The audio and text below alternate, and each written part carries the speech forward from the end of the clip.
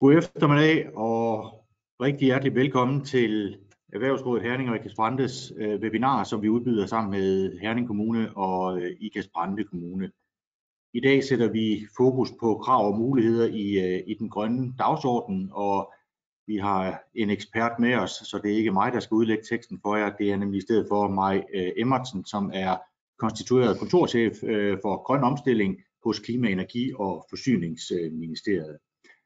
Og jeg ved, at Maj har forberedt en præsentation til jer, hvor vi vil sætte fokus på, hvad er det egentlig for nogle erhvervsrettede tiltag, som er i den klimaaftale, der er indgået på Christiansborg, regeringens samarbejde ud mod erhvervslivet, og hvad er det for nogle videre planer, som er fremadrettet. Det vil Maj lige om lidt guide os godt og grundigt igennem, så særlig velkomst til dig, Maj.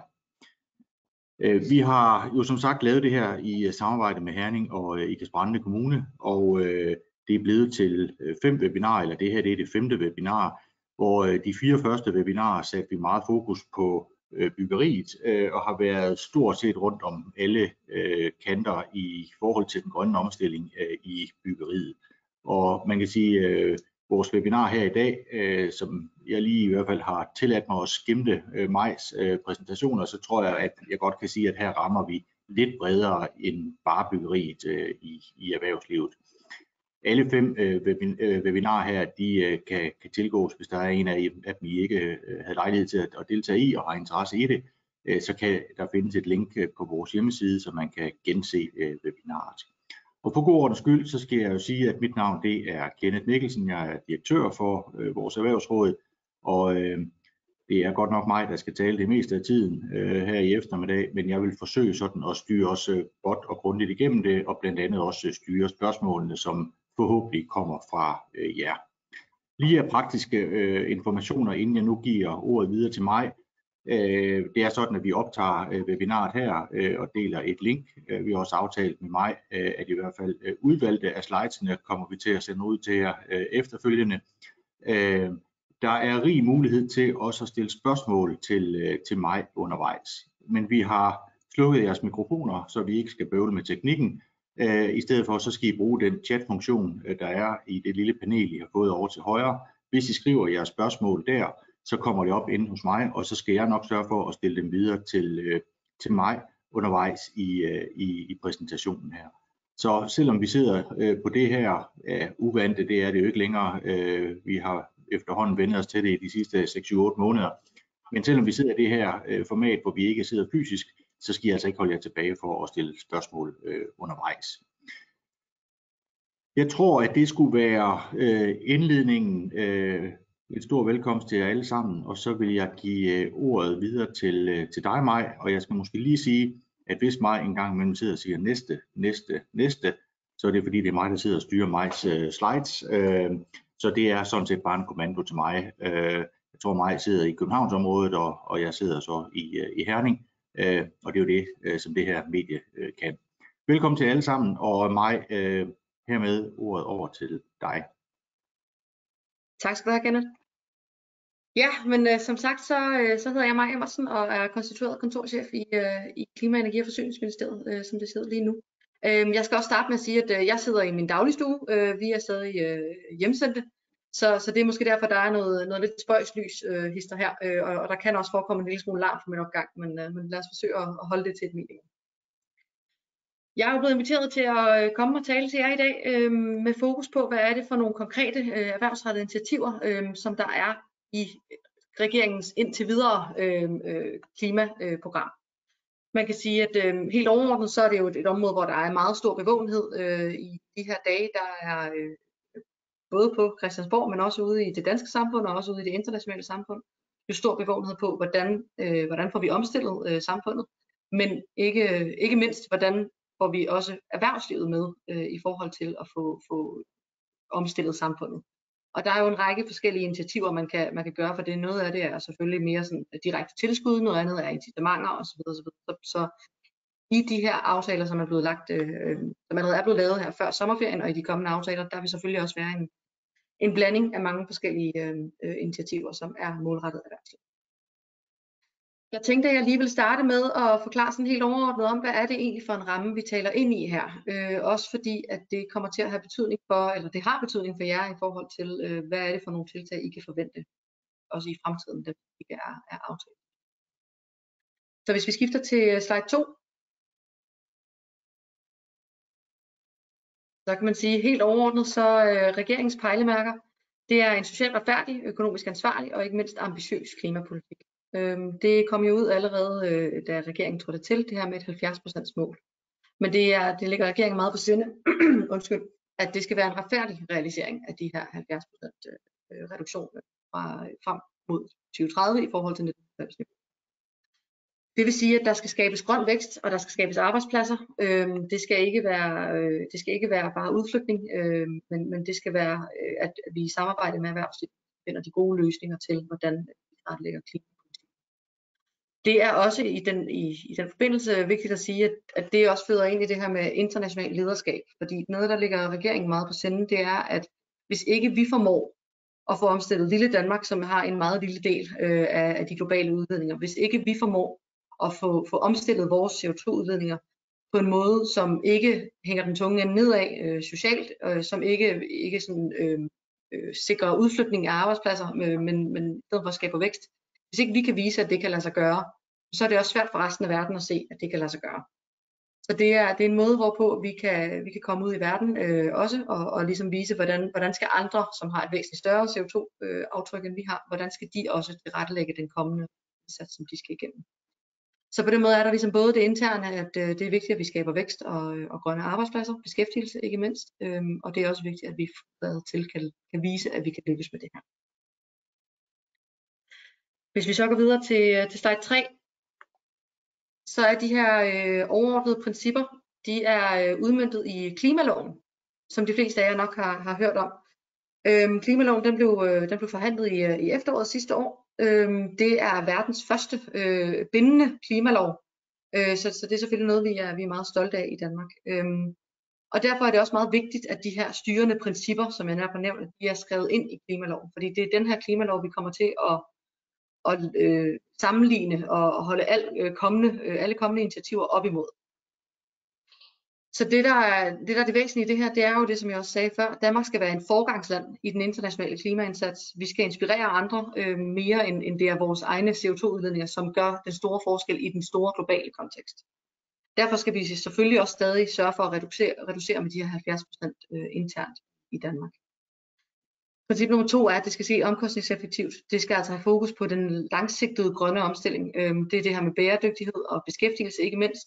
Det skal sikre, at vi ikke sætter en kæp i hjulet på dansk erhvervsliv og den konkurrencekraft, som vi har. Så det er endnu et princip, som er skrevet ind i klimalovens principper, ind i klimaloven, og som derfor er meget vigtig. En meget vigtig ledetråd i forhold til det videre arbejde her.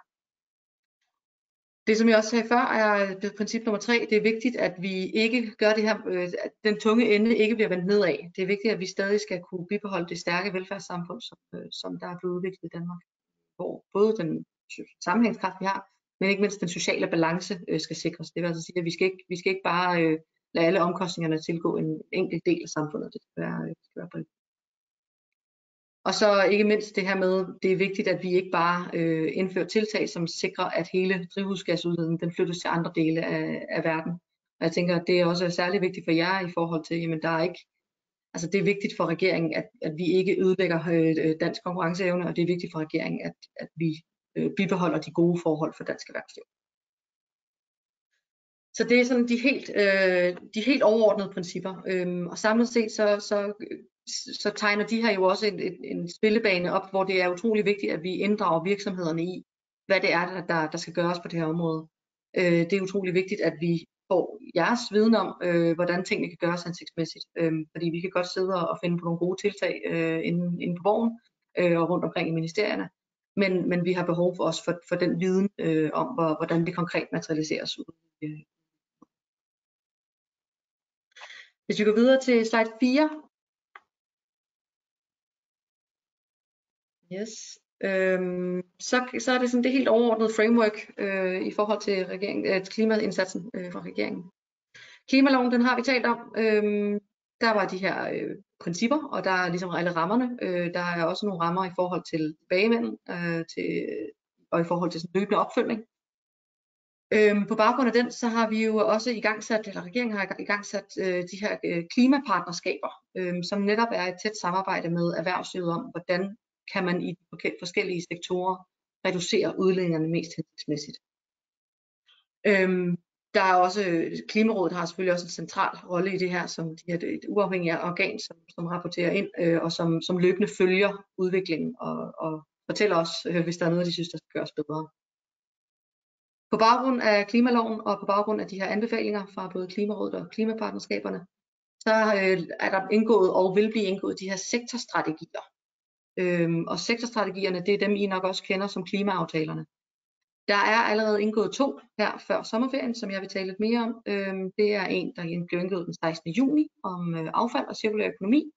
Og så er det en, der blev indgået nogle dage efter om energi og industri. Så det er sådan de 2 sektorstrategier, som allerede er forhandlet på plads, kan man sige. Og så dertil kommer der selvfølgelig en række mere. Vi har blandt andet landbrug, ligger i støbeskeen. Det forventer vi dog bliver udsat til næste år. Der kører allerede forhandlinger nu om en transportstrategi. Der er også noget for bæredygtig byggeri osv. Og så er der også et udspil til grøn skattereform, som er skrevet ind i klimaaftalen her fra juni om energi og industri, og det skal jeg nok vende tilbage til. På baggrund af de her sektorstrategier, som nu skal laves herinde for og forhandles, ikke mindst som allerede er, og som fremadrettet skal forhandles inden for den næste halve års tid,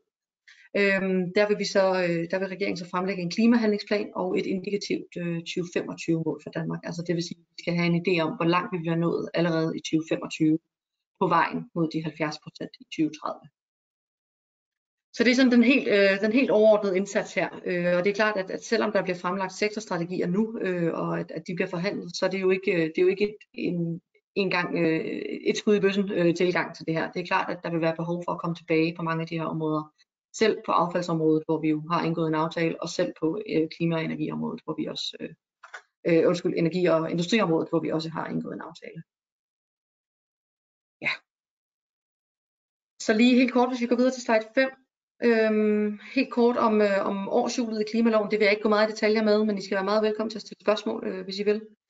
Det her, det kommer til at være sådan en årlig tilbagevending i forhold til klimaloven, hvor vi sikrer igennem det her årshjul, der sikrer vi en løbende monitorering og opfølgning på klimaindsatsen og på klimamål. Og det hænger selvfølgelig også sammen med det her med, at klimaloven er bindende. Altså det er ligesom et bindende mål, vi har sat. Det vil sige, at hvert år i februar, så skal Klimarådet komme med nogle anbefalinger, og de skal give deres vurdering af, hvor langt vi ligesom er, og om regeringen er på rette vej.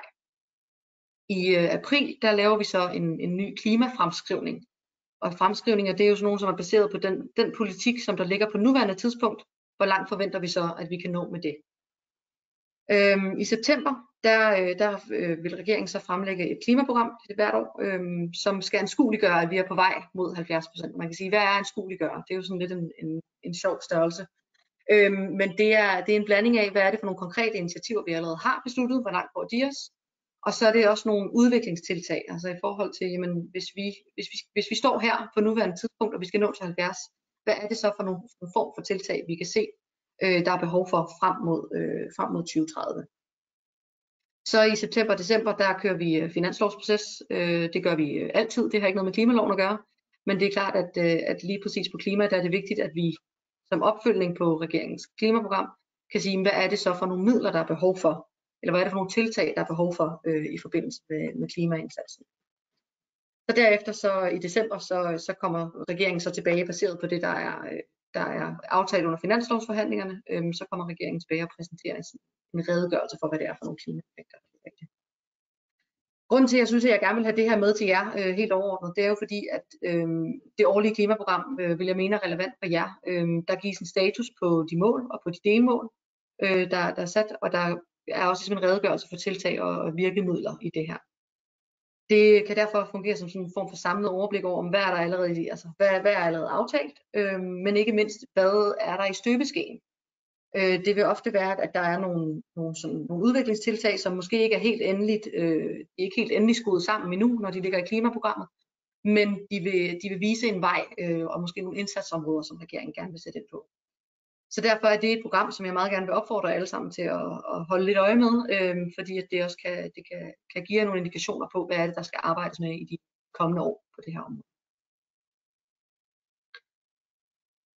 Yes. Hvis vi skifter til slide 6, nu har jeg også flere gange sagt det her med, at der er nogle udviklingstiltag, som skal få os på vej til 70% målet, men der er også nogle implementeringsspor. Det kan være, at der er flere af jer, der har hørt i pressen, at regeringen kun satser på det her udviklingsspor, og den berømte hockeystav har I garanteret også hørt om. Det er jo sådan et udtryk for, at der nogle steder er en opfattelse af, at regeringen i stedet for at gøre noget nu og her, så venter man på nogle udviklinger og sørger for at sikre noget forskningsstøtte og den slags, fordi så opfinder man en magisk løsningsinstitut, som så kan nås hele vejen til 70% mål. Det er bestemt ikke det, der er tilfældet. Det er klart, at der er i den her vej mod 70%, der er 2 spor, og det er der, fordi vi faktisk ikke har alle virkemidlerne på plads til at nå 70% målet, som det. Vi ved simpelthen ikke helt, hvad det er, der skal til. Så derfor har vi sådan det meget konkrete implementeringsspor, som blandt andet er nogle af de ting, jeg vil tale med jer om i dag. Altså, det kan være puljer til udskiftning af olie- og gasfyr. Det kan være energieffektiviseringspuljer eller andre energieffektiviseringstiltag. Det er også det her med at genanvende mere affald og så videre, så videre. Så det er nogle meget konkrete tiltag, hvor der simpelthen hører en pose penge med, og så er der noget, der skal udmøntes. Så er der det her udviklingsspor, som jo er nogle lidt mere fremtidige initiativer, hvor man kan sige, at det der er fokus på, det er, at vi skal sætte gang i noget nu, som måske ikke giver det helt store lige nu og her, men som på sigt forventes at være en stor del af løsningen mod 70% målet. Det er blandt andet det, der hedder Power to X, som nogle af jer måske har hørt om. Det her, hvor man tager noget via elektrolyse, så tager man noget vindmøllestrøm og laver om til noget brint, som så kan anvendes i mange forskellige henseender, blandt andet måske i transporten eller i industrien. Vi kan også på sigt udvikle til bæredygtige brændstoffer til fly. Så det er der meget stort udviklingspotentiale i, som regeringen ser en stor fremtidig mulighed i. Der er også det her, der hedder carbon capture, som er CO2-fangst, altså hvor man simpelthen tager noget CO2 enten direkte fra en skorsten eller fra luften, når den teknologi er helt udviklet. Og så kan man putte det ned i jorden, eller man kan anvende det til for eksempel at lave flybrændstoffer. Så på den måde er der også en række ting, som er sådan mere med et lidt langsigtet mål, og som måske ikke på kort sigt giver de helt store CO2-reduktioner, men som på lang sigt vil være noget af det, som vi tror, regeringen tror virkelig kommer til at batte noget. I det her, der vil jeg fokusere hovedsageligt på den her del af det, som er det implementeringsspor. Og jeg synes egentlig, at vi er ret godt på vej med de 2 aftaler, der blev indgået her i foråret. Det er egentlig sådan, at vi allerede gennem det sidste års tid, hvor regeringen har været her, der har truffet beslutninger om at reducere drivhusgasreduktioner med ca. 4,5 millioner ton. Det er ca. 2 millioner biler fra de danske veje, så det er altså en rimelig stor klump, vi har fået reduceret der. Det som vi tror, der er tilbage på nuværende tidspunkt, det er jo altid baseret på fremskrivninger, og derfor en smule usikkert, men vi tænker, at der er omkring 16 millioner ton, som vi stadigvæk mangler at få reduceret frem mod 2030. Ja, og sådan helt overordnet, så kan man sige, at den grønne omstilling, som jeg sidder som konstitueret kontorchef på, den går på tværs af rigtig mange af de her ting. Jeg er heller ikke den eneste kontorchef på det her område. Jeg sidder personligt meget med de spor, der handler om Power to X og den grønne omstilling af industrien. Og så har jeg nogle gode kolleger, som har hjulpet mig med at sammensætte, hvad jeg skal fortælle jer om nogle af de andre områder her af det her oplæg. Ja, hvis vi går videre til slide 7, så er det jo som sagt, det ligger regeringen meget på sinde, at vi får virksomhederne med på den her, og det danske erhvervsliv generelt, med på den her 70% dagsorden. Det gør det selvfølgelig, fordi at der er rigtig mange CO2-reduktioner at finde i det danske erhvervsliv, men lige så meget fordi, jamen det er jer, der kender de bedste løsninger. Det er dem, der er ude på gulvet, så at sige, som ved, hvad det er, der skal til for at få reduceret CO2. Så derfor blev der for præcis et år siden i november 2019 blev der lanceret de her klimapartnerskaber, 13 af dem, som ligesom skulle være med til at drive et udviklingsarbejde, både med henblik på at levere nogle anbefalinger til regeringen, konkrete anbefalinger på, hvad skal der sættes ind på, men også i forhold til, at de løbende kan hjælpe os med og så også at få se på de tiltag, der så bliver sat i værk. Altså virker de efter hensigten? Virker de ikke efter hensigten? Er der noget, der skal justeres? Så nu ved jeg ikke, hvor meget nogen af jer har været inkluderet i de her 13 klimapartnerskaber, men jeg kan i hvert fald på det varmeste anbefale, at I går ind og læser. De har hver især udarbejdet en rapport med nogle anbefalinger, og jeg kan i hvert fald anbefale, at I går ind og læser dem. For det er noget arbejde, som regeringen tager med videre i forhold til, hvad skal der så ske fremadrettet. Ja. Hvis vi så går videre til slide 8.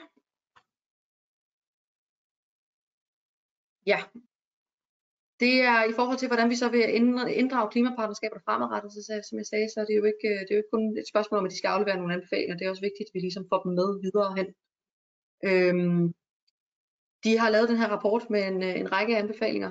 Der er nogle af de anbefalinger, de er kommet med, som allerede er indarbejdet i den klimaaftale om energi og industri, og i klimaaftalen om affald her fra før sommerferien.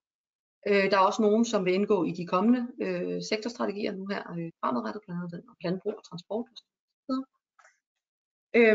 Og så er der selvfølgelig nogen, som vi ikke tager med videre for nuværende, men det kan være, det er noget, der bliver relevant på et senere tidspunkt. Derudover så har vi skabt nogle samarbejder omkring implementeringen af de her aftaler. Der har vi blandt andet, som jeg tænker er relevant for jer, vi har lavet et implementeringssamarbejde på den her erhvervspulje, som jeg også kommer til at fortælle jer mere om. Men hvor vi simpelthen inviterer erhvervslivet ind til at fortælle os om de erfaringer, de har med erhvervspuljen, fortælle os om de udfordringer, de står overfor i forhold til erhvervspuljen, så vi er sikre på, at vi ligesom løbende får kigget på, hvordan indretter vi den her pulje bedst, så vi kommer bedst muligt ud til alle danske virksomheder. Vi har også lavet et implementeringssamarbejde om den her Power to X og Carbon Capture CO2-fangst strategi, som vi også skal lave, og det er også noget, hvor vi meget gerne vil invitere alle virksomheder med. I sidder jo en bred gruppe af virksomheder derude, så jeg ved jo ikke præcis, hvad for noget af det, der er relevant for jer, men jeg vil i hvert fald sige, hold jer endelig opdateret med, hvad der er for nogle implementeringspartnerskaber. Der inviterer vi til nogle opstartsworkshops herover de næste.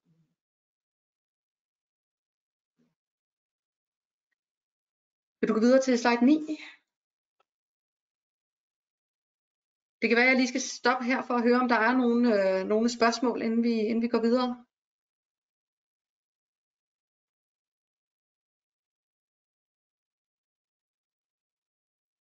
Det tager jeg som et nej.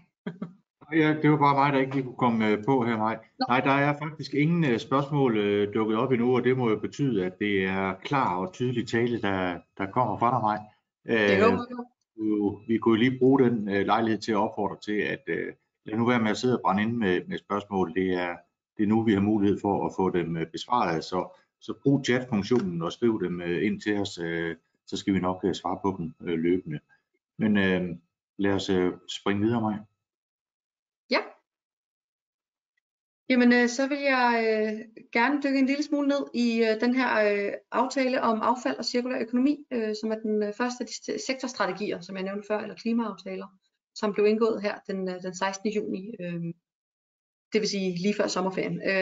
Og sådan helt overordnet, så vil jeg sige, at både for den her strategi, den her aftale, og for aftalen for energi og industri, så gælder det, at det faktisk er nogle relativt overordnede aftaler.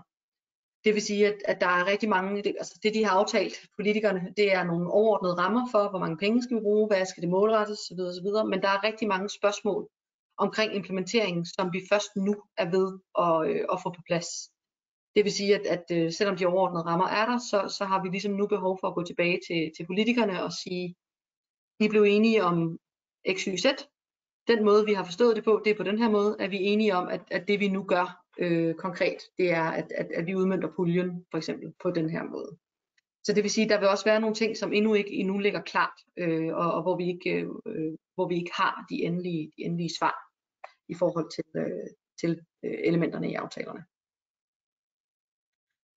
Ja, Hvis vi går videre til slide 10. Ja, der blev indgået den her klimaaftale for en grøn affaldssektor og cirkulær økonomi. Det var en bred aftale med langt de fleste partier i Folketinget. Overordnet så er der i den her aftale en vision om, at affaldssektoren den skal være klimaneutral i 2030. En del af det er, at 80% af den danske plast skal være udsorteret. Altså det vil sige, at i stedet for at det bliver forbrændt, så skal det være udsorteret til genanvendelse. Helt overordnet set så regner vi med, at vi kan finde 0,7 millioner ton CO2-reduktion i den her aftale, og som I husker, jeg sagde lige før, så regner vi med, at der er omkring 16 millioner ton tilbage derefter. Det svarer til, at vi fjerner omkring næsten 300.000 diesel- og benzinbiler fra vejene. Det er en rimelig stor aftale. Jeg skal også overordnet fortælle, at det kun er dele af den her aftale, som hører til hos os i Klima-, Energi- og Forsyningsministeriet. Der er også en del af det, som hører til over i Miljø- og Fødevareministeriet. Derfor vil der også være nogle ting, som jeg er nødt til at gå en lille smule overordnet henover, fordi det simpelthen ikke ligger hos os. Men hvis der er nogle spørgsmål, som vi skal følge op på skrift, så forsøger vi selvfølgelig at gøre det. Så helt overordnet, så er der nogle pejlemærker i den her sektorstrategi, som vi så skal forsøge at udmønte sammen med Miljø- og Fødevareministeriet. Så vi går videre til slide 11. Det her det er nok noget af det, I allerede har hørt om. Det her med sortering af affald. Der var i hvert fald noget debat ovenpå aftalen omkring, hvor mange forskellige slags skraldespande man skulle have i sit køkken som helt almindelige dansker. Overordnet så skal der sorteres 10 forskellige slags affald. Vi kan se, hvad det er for nogen, det omhandler her. Det kommer til at gælde nu her fra 1. juli 2021, det vil sige, der ikke er så lang tid til. Det skal dog siges, at vi regner ikke med, at hver dansker skal have 10 forskellige skraldespande i deres køkken. Vi regner med, at det kan klares med noget mindre, men så selvfølgelig med nogle inddelinger. I forhold til erhverv, så skal der også sikres en øget sortering og mere ensartet sortering udadtil. Helt generelt så gælder det, at der kan være rigtig mange lokale forhold, som påvirker implementeringen af det her. Så det er klart, at der skal også være en mulighed for at tilpasse de lokale forhold i forbindelse med, at vi implementerer aftalen. Det er i samme forbindelse også vigtigt at sige, at det er aftalt, at vi skal evaluere aftalen i 2025, fordi vi jo godt er klar over, at det er jo ikke alle tiltag, der bliver indført, som kan blive indført fra dag 1 og have fuld effekt fra dag 1. Der er nogle ting, der vil tage noget tid, så det er vi helt med på. Overordnet så skal erhverv også gerne udsortere efter de samme principper som husholdninger på sigt. Det er dog vigtigt også her at pointere, at kommunerne kan dispensere for at man skal udsortere i helt så mange forskellige slags. Hvis det er fordi, at der på en eller anden måde er noget, der siger, at det er økonomisk uhensigtsmæssigt med de her 10 forskellige slags udsorteringer, eller de 2 til 4 spande, som vi regner med, at det vil blive. Det regner med, at det kommer til at være kommunalbestyrelsen, der kommer til at kunne træffe beslutning herom. Ja, så fra 2022, der skal husholdninger og virksomheder så vidt som muligt sortere ens, men igen selvfølgelig mulighed for nogle lokale tilpasninger. Der kommer også til at laves en form for meldeordning af en eller anden art, som sådan skal være en afrapportering, kan man sige, hvor man ligesom fortæller, hvordan der affaldssorteres i virksomhederne. Den er dog ikke på nogen som helst måde fastlagt endnu, hvordan den meldingordning kommer til at være udformet. Så det er noget, vi bliver nødt til at vende tilbage til senere.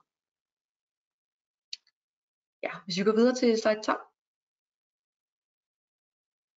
En anden væsentlig del af det her, det er jo betydeligt mere genanvendelse af det affald, vi producerer i Danmark. Man kan sige, at aftalerne om udsortering af plast og også de her med takeaway, det tager udgangspunkt i et samarbejde med brancherne. Det vil sige, at det er altså brancherne selv, der har været med til at se, hvordan vi kunne gøre det her på den bedste måde. Overordnet så er det et mål om, at 50% af takeaway emballager, det skal reduceres i 2026. Derudover så skal bygge- og anlægsbranchen udsortere 25% af plast til genanvendelse i 2025 og 75% i 2030. Det gælder også, at så frem de her mål de ikke nås, så kan man vende tilbage til kredsen for ligesom at følge op på det.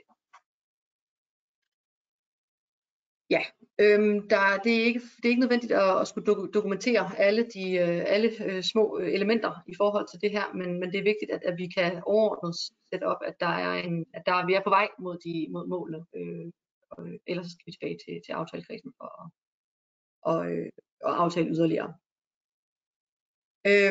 I forhold til nedrivning fra byggebranchen, der gælder det, at der i meget højere grad end i dag skal genbruges og genanvendes. Men det vil først være krav, der er gældende for 2023, og derfor kender vi faktisk ikke de sådan helt konkrete tiltag inden for den her endnu. Og så er der sådan det her producentansvar, som står som det sidste under emballage i øvrigt. Det vil sige, at vi skal finde en måde, hvorpå vi kan give incitament til, at producenter kan reducere deres forbrug af emballage. Altså for eksempel, at dem, der laver kød, de skal bruge mindre plastik. Men det gælder også først fra 2025, så det vil sige, at vi også er i gang med at kigge på, hvordan det her det skal implementeres. Mindstekravet bliver sandsynligvis, at de skal være økonomisk ansvarlige, altså alle producenter skal være økonomisk ansvarlige for eget emballage. Men vi må se på den konkrete udformning af initiativet.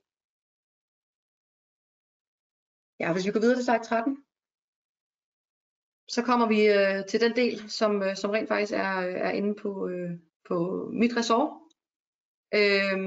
Det er helt overordnet en stærk genanvendelsessektor, og så skal der være mindre forbrænding og dermed mindre import af affald til forbrænding. Som det ser ud lige nu, så sorteres affald meget forskelligt fra kommune til kommune. Hvis vi ligesom skal gøre det mere effektivt, så er der behov for, at vi får strømlignet den her måde at gøre det på tværs af landet. Det giver bedre mulighed for ensartede løsninger til de forskellige typer af affald, altså at vi for eksempel kan gøre det på en måde på tværs, så det ikke bliver, at vi opfinder den dybe tallerken i hver en kommune. Det kan også give nogle stordriftsfordele, for eksempel hvis der er nogle mindre former for affald, hvor vi kan lave nogle større anlæg uden for de individuelle kommuner. Så det vil også give mulighed for os at kunne udvikle nye løsninger, som man også kan anvende på tværs af landet. I forhold til kapaciteten for forbrænding, altså det er jo sådan, at vi lige nu bruger en del af vores affaldsforbrænding til blandt andet at levere fjernvarme osv. Og det er her vigtigt, at vi nedsætter kapaciteten på de danske forbrændingsanlæg, så den passer til de danske affaldsmængder. For som det ser ud lige nu, så bliver der faktisk importeret en del affald, som vi bruger til forbrænding. Så derfor bliver der indsat sådan et kapacitetsloft, som svarer til de danske affaldsmængder i 2030. Modellen er ikke helt fastlagt endnu, bliver jeg desværre nødt til at sige. Det kan være, at jeg også skal sige på det her område, at da vi planlagde det her oplæg, der håbede vi på, at vi ville være lidt længere i forbindelse med at få fastlagt nogle konkrete modeller, men det tager selvfølgelig lidt tid. Men det er noget, som vi kommer til at fastlægge her over det næste stykke tid i forhold til, hvordan de konkrete modeller skal se ud. Ja.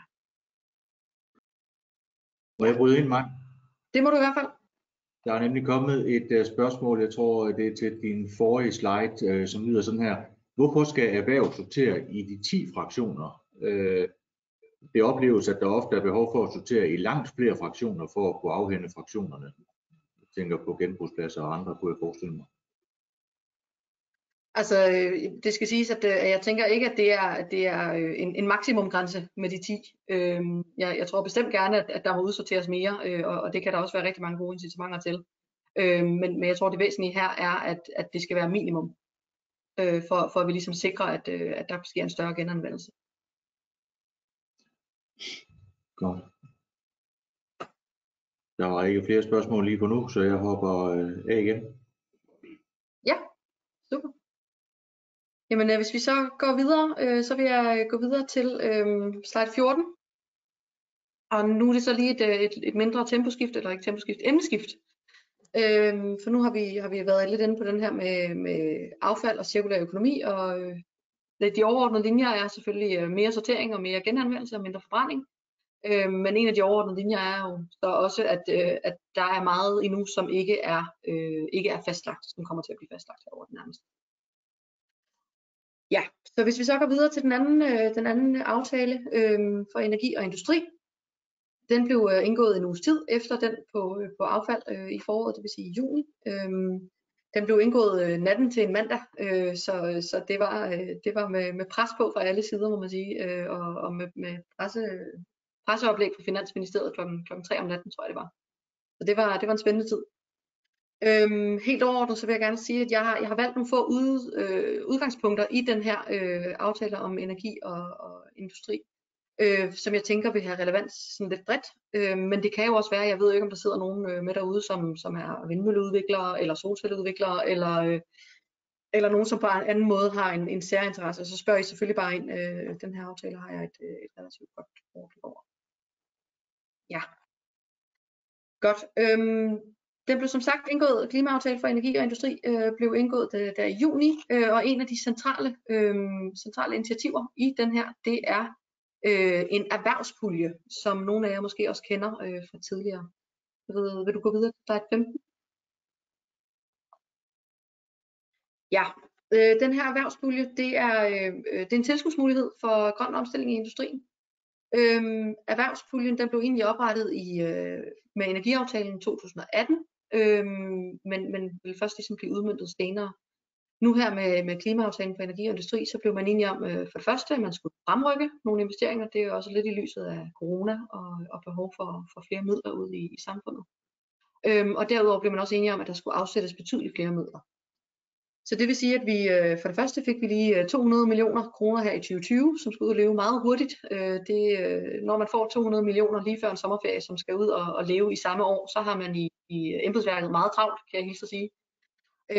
Så der er nogle midler, der skal ud og flyve allerede nu, og så har vi også ligesom hen over årene sat flere midler af. Så der er samlet set ca. 3,5 milliarder kroner til omstilling af industrien. Overordnet så den måde man kan opnå energieffektiviseringer, den måde man kan opnå tilskud under den her pulje, det er via energieffektiviseringer i virksomheder. Det vil sige, at man altså søger ind med en sparet kapacitet, så at sige, ikke? Så man på den måde ligesom byder ind og skal konkurrere med andre virksomheder om, hvem kan levere mest energieffektivitet for pengene. Det er baseret på energieffektiviseringer, men baseret på den udvikling, der ligesom har været på det politiske område inden for de seneste 2 år. Så blev man med klimaaftalen for energi og industri også enige om, at den skulle målrettes yderligere CO2-reduktioner. I stedet for alene bare at være målrettet energieffektiviseringer, så skulle vi bredt også kunne indramme nogle CO2-reduktioner. Derfor er det sådan i dag, at udgangspunktet er stadig, at det skal være energieffektiviseringer, men hvis man på samme tid kan vise nogle CO2-reduktioner, så kan man ligesom få en ekstra faktor oveni, som gør, at man har nemmere ved at vinde det her tilskud. Undskyld. Et enkelt spørgsmål. Nu kommer der jo penge på bordet, Maja, så kommer spørgsmålene. Det er det. Er det kun SMV-virksomheder, der kan søge, og hvordan udmøntes de her midler? Altså helt konkret, hvor er det, man søger midlerne henne? Ja, det er ikke kun SMV, det er alle, der kan søge den. Det er Energistyrelsen, der administrerer puljen. Det er en pulje, som den bliver lavet som en form for udbud, som jeg også sagde, altså hvor dem der kan vise mest energieffektivisering for pengene, det er dem, der ligesom vinder pengene. Fremadrettet så regner vi med, at der kommer til at være 4-6 puljer årligt, som man kan søge ind i. Der er 2 ansøgningsrunder, nu bliver det meget konkret, men der er 2 ansøgningsrunder i hver runde, så at sige. Den første, det er, hvor man helt overordnet melder ind, hver virksomhed melder ind til Energistyrelsen, hvad kan jeg levere her, og til hvilken pris kan jeg gøre det. På baggrund af det bliver der så fastsat en form for loft, hvor regner vi ligesom med, at prisen kommer til at ligge, en skæringsloft. Og så herefter, så har man jo en form for indikation på, jamen, er det her noget, der kan flyve for mig? Er det her noget, jeg kan vinde, eller er det ikke noget, jeg kan vinde som virksomhed? Og så skal der laves en mere uddybende ansøgning derefter. Og jeg kan tage udgangspunkt i den pulje, som netop har kørt nu her, for vi har jo de 200 millioner kroner i 2020, og som jeg sagde, så har man travlt som embedsmand, når man får det her, skal udmøntes i samme år. Så vi havde første ansøgningsrunde her fra den 1. til den 15. oktober, hvor der var mulighed for at sende ansøgninger ind til Energistyrelsen. Vi har modtaget ca. 225 ansøgninger, og regner med, at der er ansøgt for ca. 145 millioner kroner. Det skal stadigvæk konsolideres, men det er det tal, vi ser ind i indtil videre. Det vil sige, at der er lidt midler til overs. Og som jeg sagde, så er der ligesom inden for hver runde er der 2 faser. Der er ligesom først, at man melder ind med, hvad vil jeg gerne kunne melde ind på her, hvad vil jeg gerne kunne vinde på. Og så frem man får at vide, at det ser realistisk ud, så skal man ligesom søge indsende en mere dybdegående ansøgning. Og der er frist for de her endelige ansøgninger nu her den 19. november, og så forventer vi, at det bliver færdigbehandlet i løbet af december. Så det er Energistyrelsen, der sidder meget konkret og udmønter de her tiltag. Så der kan jeg kun anbefale alle at kunne søge ind. Man kan for eksempel søge ind om udskiftning fra kedel til en varmepumpe. Det kan også være, ja. Ja, det var egentlig bare, jeg sidder egentlig og nikker, men det er på Energistyrelsens hjemmeside, at man læser mere og også ansøger. Ja, det er det. Ja. Det er det. Det er sådan med alle vores tilskudsordninger inde på energiområdet. Det er Energistyrelsen, der sidder og konkret laver den konkrete sagsbehandling på det her. Så det er dem, der har den. Og det er også dem, man kan tage fat i forhold til spørgsmål og så videre. Konkret om ens egen ansøgning. Mens jeg lige er på mig, jeg har faktisk lige et spørgsmål fra en tidligere slide, som vi måske lige kunne tage nu. Ja. Det lyder, hvilken energi skal afløse den energi, der kommer fra affaldsforbrændingen i dag? Er det Power-to-X, man tænker ind i der? Man tænker ind i lidt forskellige scenarier. Der er helt sikkert noget på Power-to-X. Der er også noget på noget overskudsvarme for eksempel. Vi har jo også en øget VE-produktion fremadrettet. Så der er forskellige veje at gå, afhængig af om det er elproduktionen eller varmeproduktionen, man ser ind i. Men man kan sige, at det er helt overordnet, så forventer vi jo at have en 100% grøn elproduktion allerede i 2027. Så det er også regeringens klare ambition, at el skal ind i langt flere processer, end de er i dag. Og skal overtage på langt flere processer, f.eks. via varmepumper. Godt. Listen over spørgsmål, den er tom for nu, så jeg hopper af igen. Super. Ja, men så vil jeg bare lige færdiggøre min liste i forhold til, hvad er det for nogle ting, man for eksempel kan søge ind på. Man kan søge ind på rigtig mange ting, men det kunne være det her med udskiftning af kedel til varmepumpe, udskiftning af belysning med LED, det kunne være etablering af varmegenindvinding, energioptimering af procesanlæg osv. Så længe der er et energieffektiviseringselement i det, så vil man kunne søge ind her. Det gælder også for eksempel i forhold til elektrificering af intern transport. Hvis der er et energieffektiviseringselement i det, så vil man også kunne søge støtte her. Ja. Godt. Jeg tænker så, at jeg vil gå videre, hvis ikke der er flere spørgsmål til lige en sidste ting. Som jeg fortalte før, så har vi lavet det her implementeringspartnerskab om erhvervspuljen. Det er et partnerskab, vi kommer til at, det er blevet lanceret, statsministeren lancerede det her i september, men vi tænker, at vi kommer til at lave en lanceringsworkshop en gang i starten af det nye år, hvor vi vil fortælle mere om, hvordan vi gerne vil inddrage. Men overordnet så er det et spørgsmål om, at vi gerne vil mødes med relevante erhvervsorganisationer og relevante virksomheder et par gange om året, og tale om, hvordan går det så med den her erhvervspulje. Både i forhold til, hvordan bliver den udmøntet, som det er nu, hvordan bliver den brugt, bliver den brugt rigtigt, er der nogen, der ikke har den tilstrækkelige information, er der nogle ting, der kan gøres nemmere for at sikre, at vi når flere virksomheder osv. Så det er et partnerskab, som vi håber på kan gøre os meget klogere, og som kan hjælpe os med løbende at evaluere erhvervspuljen, og nok også målrette den med yderligere CO2-reduktion. Så hvis nogen af jer får tilbud om at deltage i sådan en workshop på et tidspunkt, så vil jeg da bestemt bare sige, tage imod det. Vi regner med at sende invitationer ud igennem respektive erhvervsorganisationer. Spørg meget gerne jeres erhvervsorganisation om det, hvis ikke I hører om det på anden vis. Ja, nu skrider tiden også pludselig, men hvis du vil gå videre til slide 16, så er der også i klimaaftalen om energi og industri en enighed om, at vi skal fremme anvendelsen af overskudsvarme i fjernvarme. Og helt konkret så lemper vi elvarmeafgiften, som medfører, at afgiften på elbaseret overskudsvarme den bortfalder. Derfor så regner vi også med, at vi kan bruge overskudsvarme fra datacenter og supermarkeder osv. i højere grad fremadrettet. Der igen foregår der på nuværende forhandlinger om, hvordan det helt konkret skal se ud, men det er ligesom den overordnede ambition, at der skal være bedre mulighed for at anvende overskudsvarmen. Det der også ligger i det er en aftaleordning, som vi også vil se på, hvordan skal se ud, som kan sikre yderligere energieffektiviseringer, hvor man så kan fjerne overskudsvarmeafgiften. Det vil sige, det er en måde at komme helt væk fra det. Ja, og hvis vi går videre til slide 17, så kan man sige, at der er forskellige elafgifter. Almindelig elforbrug, det er sådan noget, som du bruger til din computer, eller til din fryser, eller til alt andet derhjemme. Og så er der ligesom elvarme, som bruges til, når man har elektricitet som opvarmningskilde. Ja, i det her reducerer vi kraftigt. Elvarmeafgiften blev allerede i 2018 sat ned, og nu regner vi med, at vi sætter den, eller med aftalen i 2018 blev den sat ned, og nu regner vi med, at vi sætter den yderligere. Og det er simpelthen for at kunne fremme det her opvarmning via el.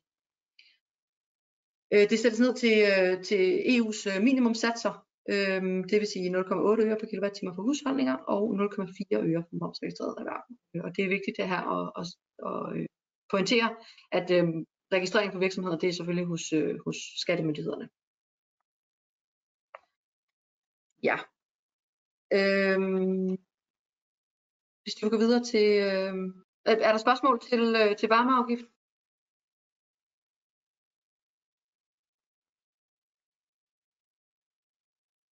Måske lige en præcisering af mig. Altså noget af det, som vi også oplever, der bliver talt en del om, det er den her procesvarme, som er ude i produktionstunge virksomheder.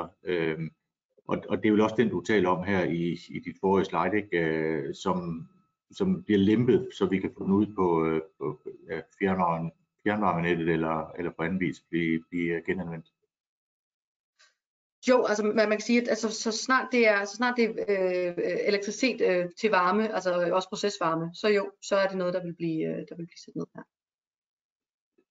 Men kun elektricitet, altså hvad med der, hvor man har en stor varmeudvikling i den proces eller i den produktion?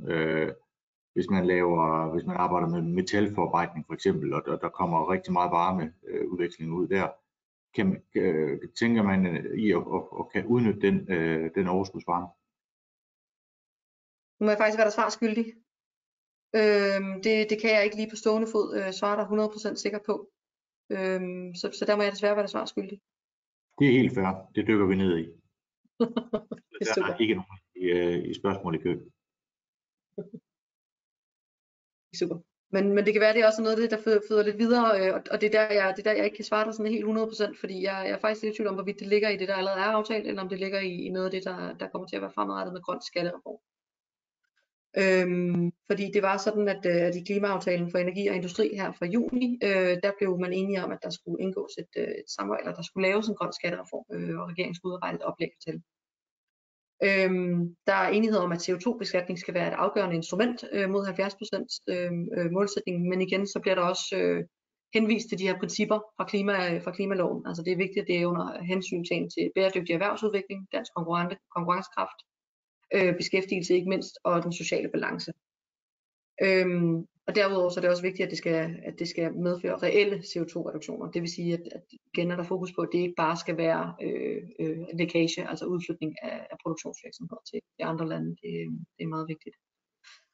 Og jeg kan sige så meget som, at vi har fået i aftalen har vi fået et oplæg til, at vi skal lave en grøn skattereform.